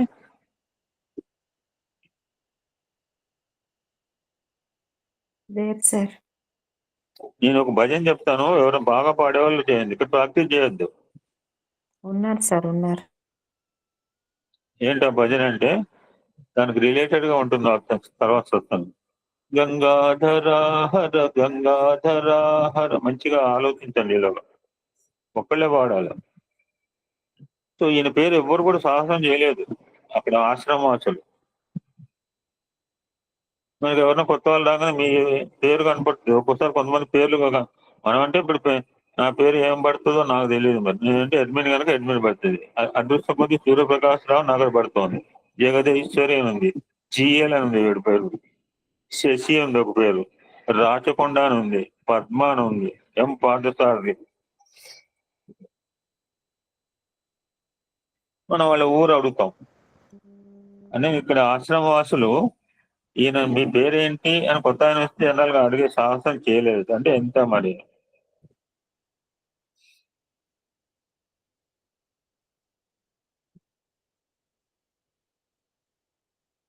ఆ మహనీయుడు నరనారాయణ గుహ వచ్చి ఆధ్యాత్మిక సంభాషణ చేసుకున్నప్పుడు బాబా పంపిన ఆశ్రమ వాసులు వారితో మెల్లగా తాము సత్యసాయి బాబా వారు పంపగా వచ్చిన సాధకులమని, అందరిని పంపలేదు, స్వామి సెలెక్టెడ్ 11 persons. ఆ విశేషాల వివరించి చెప్పినప్పుడు అప్పుడు ఆ సిద్ధ పురుషుడు అన్నమాట, అవును శివుడు సత్యసాయి బాబా రూపంలో అవతారం దాల్చాడు. మళ్ళీ ఇక్కడ అదే సేమ్ డైలాగ్. శివుడు సత్యసాయి బాబా రూపంలో అవతారం దాల్చారు. కానీ ఆశ్చర్యకరమైన విషయం ఏంటంటే ఆయన మా వంటి సిద్ధ పురుషుల దగ్గరకు రానియటం లేదు. మనంత అదృష్టం చూడండి. బాబా రావాలని ఎప్పుడు అడిగామా మనం? మీరు ఎవరిని అడిగారా? అడిగితే పర్లేదు, నా తెలియదు. మా వంటి సిద్ధ పురుషుల్ని దగ్గరకు రానియటం లేదు అన్నాడు.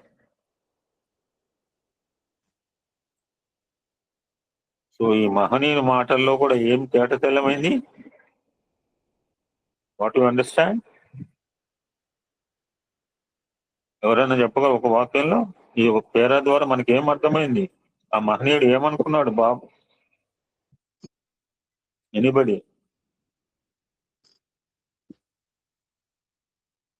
ఒక మాట చెప్పండి అమ్మా. గురుజన అనుగ్రహం ఉంటే. ఈ మహనీయుల మాటల్లో కూడా వారు బాబాను పరమశివుని అవతారంగా అంగీకరించినట్టు స్పష్టం అవుతుంది, క్రిస్టల్ క్లియర్.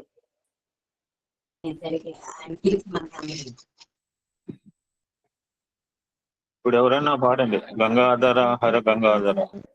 గంగాధర హర గంగాధర హర గంగాధర హర శంకర భవన సాగర బంధ విమోచన సత్య సాయి శివ శంకర సత్య సాయి శివ శంకర గంగాధర హర గంగాధర హర గంగాధర హర శంకర భువన సాగర బంధ విమోచన సత్య సాయి శివ శంకర సత్య సాయి శివ శంకర గంగాధర హర గంగాధర హర గంగాధర హర శంకర. ఈరోజు గంగా అవతరణ దినం అండి. టుడే గంగా అవతరణ దినము. మీట్ చేసుకోమా వెంటనే. బియ్యం అమ్మా అమ్మా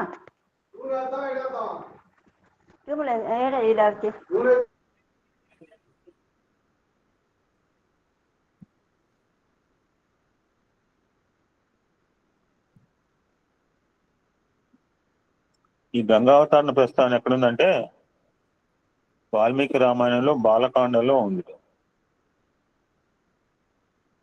గంగా ధృతాన భవతా శివ పావనీతి నాస్వాదితో మధుర ఇచ్చెపి కాలకోట సంరక్షణాయ జగతం.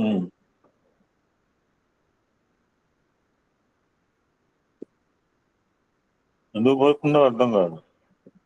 సంరక్షణాయ జగతాం అరుణాతిరేకా కర్మద్వయం కలితమే తదనన్య సాధ్యం. వాటిద ఈ శ్లోకం ఒక అర్థం ఏంటంటే, ఓ పరమశివ, గంగా నది పావనమైనది అనే ఉద్దేశంతో నువ్వు శిరస్సును ధరించలేదు. అలాగే మధురంగా ఉంటుందని కాలకూట విషయాన్ని ఆస్వాదించలేదు.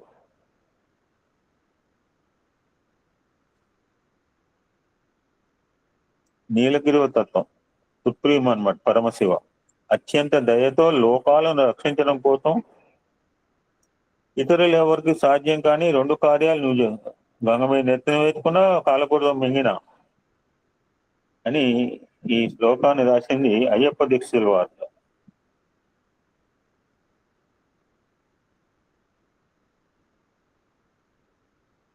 అవుతుంది. అన్ని పాపాలు గంగ స్నానం అంటుంటారు. పాపాలు చేయటం గంగలో మునగటం. నువ్వేం చేస్తావు అంటే ఈ మధ్య ఒక మెసేజ్ పెట్టాను, ఇంగ్లీష్లో బాగుంది. అన్ని పాపాలు పోగొట్టి నేను ఇప్పుడు డీటెయిల్ చెప్పదలుచుకున్నాను. ఎవరైనా చివరిలో చెప్పండి. ఒక మెసేజ్ పెట్టాను, అందరూ మునుగుతున్నారు, నువ్వేం చేస్తావు నేను ఉంచుకోను అని ఒక చిన్న మెసేజ్ పెట్టాను. ఎవరికైనా గుర్తుంటే తర్వాత చెప్పండి చివరిలో. అన్ని పాపాలు పోగొట్టి విష్ణులోకం ప్రసాదించే గంగా నది శివుని సరస్సు యొక్క స్పర్శతో ఇంకా పవిత్రమైంది.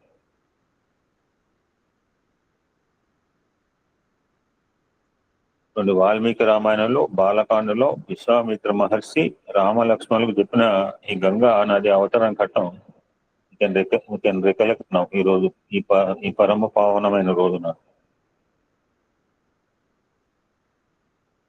రామచంద్రునికి పూర్వకము ఇక్ష్వాకుల వంశంలో ప్రసిద్ధుడు అయిన సగర చక్రవర్తి అశ్వమేధ యాగం చేస్తుంటే ఇంద్రుడు చేసే పని అంటే ఇటువంటి దొంగ పనులే. ఇంద్రుడు అంటే మైండ్, ఇంద్ర మీన్స్ మైండ్ చేసే దొంగ పనులు ఇట్లే ఉంటుంది. ఇంద్రుడు యాగాశ్వాన్ని అపహరించి పాతాళ లోకంలో తపస్సు చేసుకుంటున్న కపిల మహర్షి సమీపంలో వదిలిపెట్టాడు.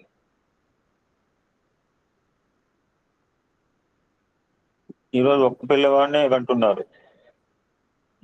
చాలా రోజులు బట్టి, ఇప్పుడే కాదు, వన్ సంస్కృతి చాలా సంవత్సరాలు బట్టి వస్తుంది. ఇప్పుడు గొప్పం కాదు, ఇప్పుడు వద్దనుకుంటున్నారు ఏమో నాకు తెలియదు. తండ్రి ఆజ్ఞ ప్రకారము సగర పుత్రులు 60,000 మంది. 60,000 మంది ఎలా పోషించాడు ఆలోచించండి. ఆ సగర పుత్రులు 60,000 మంది యాగాశ్వాన్ని వెతుకుంటూ భూమండలం అంతా తిరిగారు. యాగాశ్వం కనిపించలేదు. అప్పుడు వారు భూమిని తవ్వుకుంటూ పాతాళ లోకానికి వెళ్ళి, ఇంకొక భజన ఉంటుందండి, అది మంచిగా పాడేవాళ్ళు పాడండి. దివిజగంగా పుట్టినట్టు లాస్ట్ లో నా సత్సంగం అయిన తర్వాత అక్కడ శ్రీ మహావిష్ణువు అవతారమైన కపిల మహర్షిని ఆయన సమీపంలో గడ్డి మేస్తూ తిరుగుతున్న యాగాశ్వాన్ని చూశారు. ఏమనుకుంటారు జనరల్ గా? కపిలుడే అశ్వాన్ని అపహరించాడు అనుకుని ఆయన్ను సంహరించడానికి మీదకు వెళ్ళారు. అప్పుడు మహర్షి హూంకారం చేశాట. ఇక్కడ శ్లోకం ఉంది, వదిలేస్తాను. అంటే అప్రమేయ ప్రభావశాలి మహాత్ముడైన కపిల మహర్షి కోపంతో హుంకారం చేయగానే ఆ 60,000 మంది సగరపుత్రులు భస్మమై పెద్ద రాశిగా అయిపోయారట.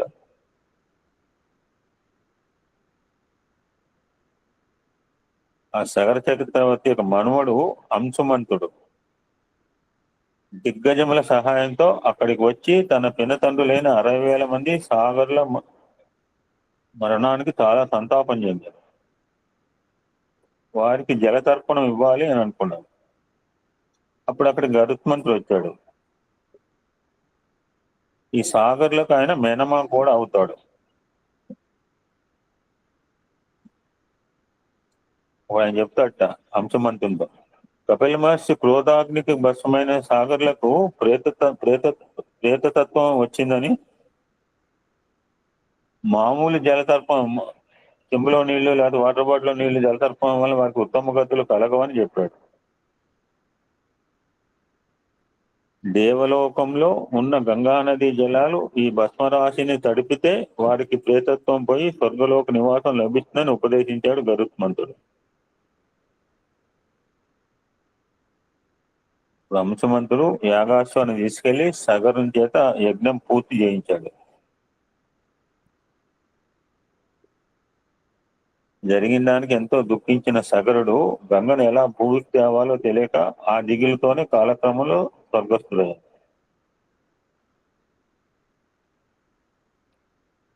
తర్వాత రాజ్యపాలన చేపట్టిన అంశమంతుడు కొంతకాలం తర్వాత తన కుమారుడైన దిలీపునకు రాజ్యం ఇచ్చి గంగను భూమికి తీసుకురావడానికి 32,000 సంవత్సరాలు తపస్సు చేశాడు. ఆలోచించండి, గంట సేపు 100 గంటల బదులు మాకు రేపు సాయంత్రం అయిపోద్ది, పునరంలో నడుస్తుంది. ఇది 32,000 సంవత్సరాలు తపస్సు చేసేటండి. అప్పుడు కానీ గంగ భూమికి రాలేదు. గంగను భూమికి తీసుకురాలేక కాలక్రమంలో ఈయన స్వర్గస్థుడయ్యాడు. అతని కుమారుడు ఎవరంటే దిలీపుడు, ఇందాక అనుకున్నాం. ఆయన కూడా గంగను భూమికి ఎలా తీసుకురావాలా అనే మనోవ్యతతోనే మరణించి స్వర్గం చేరుకున్నారు. దిలీపుని కుమారుడు భగీరథుడు. భగీరథునికి సంతానం లేదు. గంగను భూమికి తీసుకురావాలి అందుకని భగీరథ ప్రయత్నం అంటుంటారు. భగీరథుడు ఏమవుతారు అన్నారు కామరాజు అనిల్ కుమార్. నా చుట్టం సార్ అని చెప్పిన. విక్రమాదిత్యుడు నా ఫ్యామిలీ మెంబర్. అంటే ఎంత పట్టుదలకు మారిపోయారు అనమాట విక్రమాదిత్యుడు భగీరథుడు. అంటే ఈ ఏజ్కి పట్టుదల చూసి ఆయన ఒక రోజు కాకతాళీయంగా అన్నమాట. అర్థం కాల, మాట్లాడు భగీరథుడు మీకేమవుతాడంటే ఇది సార్ ఇలా అంటున్నారు అనుకున్నా. నాకు వెంటనే బొర్రె లైట్ వెలిగింది. తర్వాత విక్రమాదిత్యుడు ఏమవుతారని అడిగాడు. దిలీపుని కుమారుడు ఓకే గంగను భూమికి తీసుకురావాలి అని తీవ్రమైన కోరికతో సంతానం కోసం నిరీక్షించకుండా మంత్రులకు రాజ్యాన్ని అప్పగించి గోకర్ణం క్షేత్రంలో గొప్ప తపస్సు చేశాడు. మేము గోకర్ణం వెళ్ళామండి. అతని అద్భుతమైన తపస్సుకు బ్రహ్మదేవుడు సంతోషించి గంగను భూలోకానికి పంపడానికి సమ్మతించాడు. అంతేకాకుండా భగీరథకు సంతానాన్ని కూడా 1 shot 2 birds అనమాట. భగీరథ సంతానాన్ని కూడా అనుగ్రహించారు.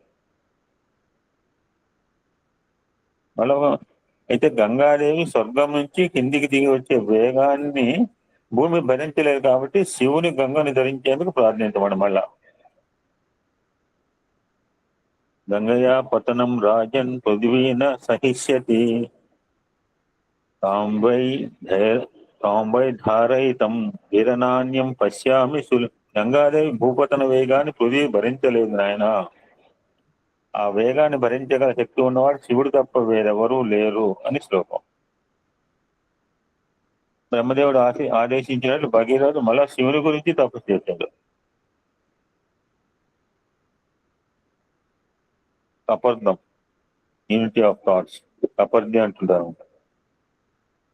భగీరథుని తపస్సుకు సంతోషించిన ఈశ్వరుడు దిగు నుంచి పడుతున్న గంగను శిరస్సు మీద ధరించి భూమి మీదకు వదలటానికి అంగీకరించాడు. పాపం శివుని మహిమ తెలియని గంగాదేవి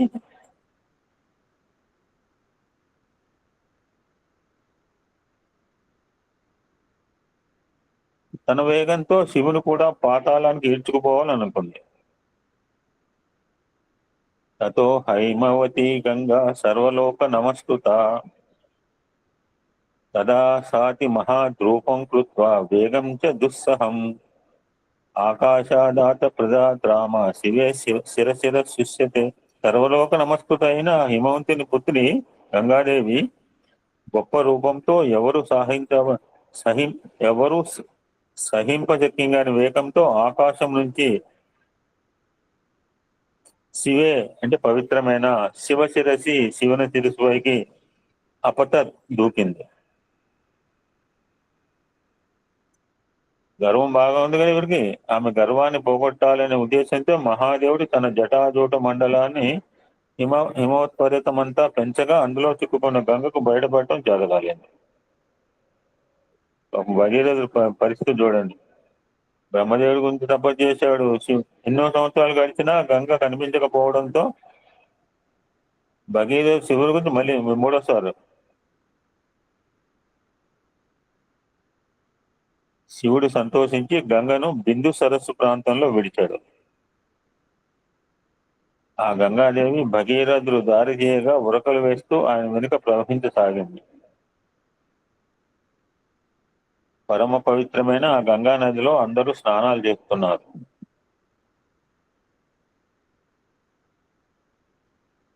స్వతహాగా పవిత్రమైన ఆ గంగా జలములు శివుని శరీరం నుంచి జారిన ఒకటి వల్ల ఇంకా పవిత్రమైన భావిస్తూ దేవులు, ఋషులు, గంధర్వులు, భూమిపై నివసించే వారందరూ ఆ జలంలో స్నానము చేశారు.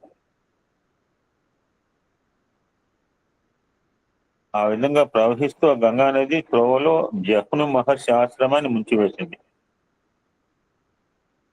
కోపించిన జహ్ను మహర్షి గంగనంతా త్రాగేశాడు.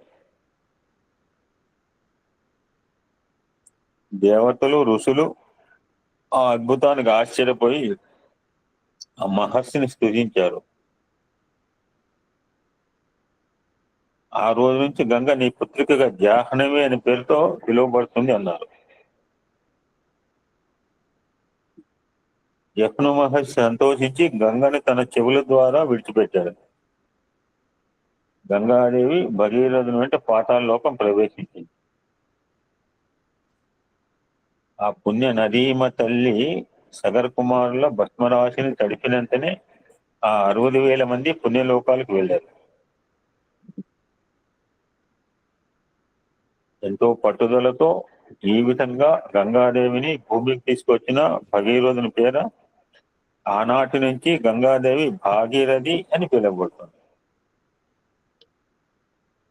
ఈ గంగావతారణ వృత్తాంతం శ్రీరామచంద్రుడికి విశ్వామిత్ర మహర్షి తెలియజేశారండి. ఓ రామ, పవిత్రమైన ఈ గంగావతారణ కథను ఏకాగ్రమైన మనస్సుతో వినువాడు సమస్త కోరికలు పొందగలడు. అతని పాపములన్నీ నశించును, ఆయుర్దాయము కీర్తి వృద్ధి పొందును.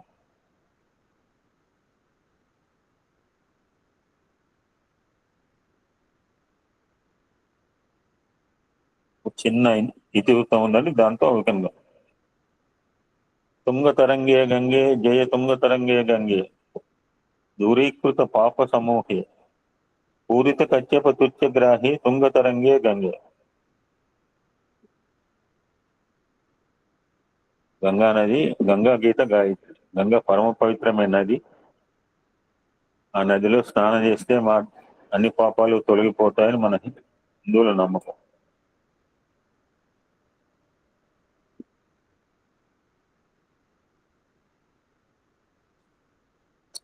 ఆవిడ గురించి రకరకాల కథలు ఉన్నాయి.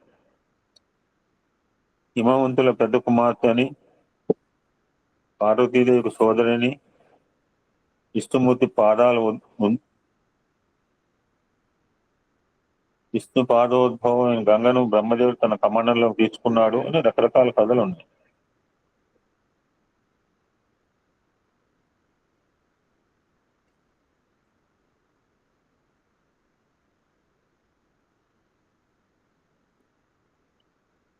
ఇందాక ఎంత వదిలాడు అంటే ఆ గంగలోని 7 బిందువులను శివుడు భూమి మీదకి వదిలిపెట్టాడు. ఆ బిందువులు మొదట పడిన చోటు బిందు సరస్సు. అక్కడి నుంచి జాహ్నవి అయిందనమాట.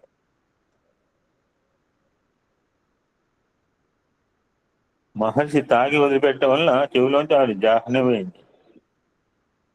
అక్కడ గంగా నది జాహ్ను మహర్షి చెవిలోంచి బయటకు వచ్చిన రోజు ఈరోజు వైశాఖ శుద్ధ సప్తమి. సో సెలబ్రేటెడ్ ఆమె జయంతిగా జరుపుకుంటాం. గంగా జయంతి, జాహ్నవి జయంతి.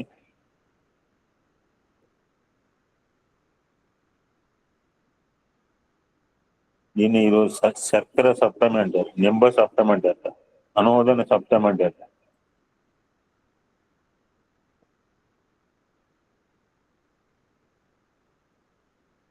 ఒకసారి గంగాదేవి మనిషి రూపంలో భూమి మీద సంచరించిన కథలు కూడా ఉన్నాయట. మనం చదువుకున్నాం జనరల్. ఒకసారి ఆమె భూమి మీద మనిషి రూపంలో సంచరిస్తుంటే చంద్ర మహారాజు చూసి మోహించి వివాహం చేసుకోవడం కూడా జరిగింది. వారికి పుట్టిన పిల్లల్లో ఒకరే మహాభారతంలో ప్రముఖ పాత్ర వహించిన కురు పితామహుడు భీష్ముడు.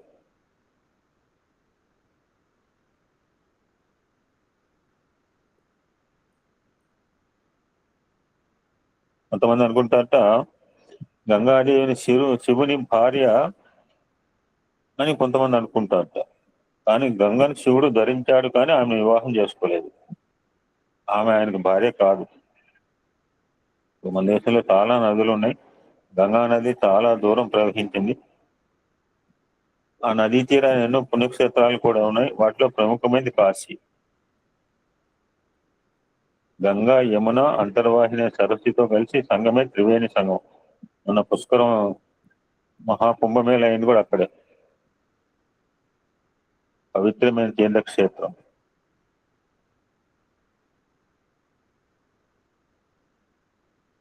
ఆ గంగాదేవి గురించి చాలా మంది స్తోత్రాలు చేశారు.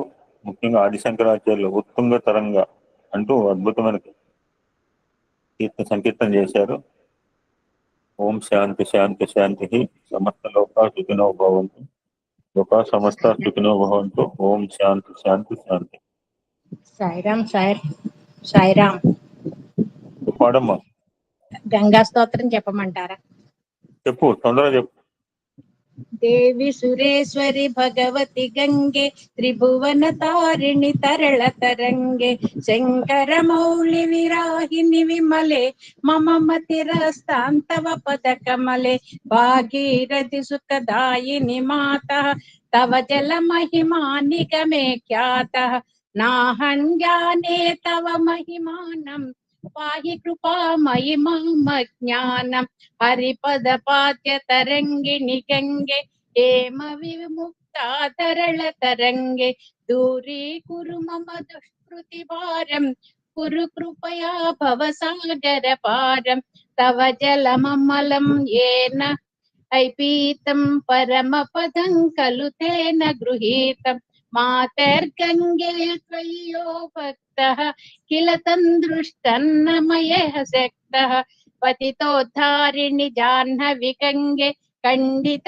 తరిగిని పరమ ఖండిత గిరి తవ వరప మండిత భంగే భీష్మ జనని హే మునివర కన్యే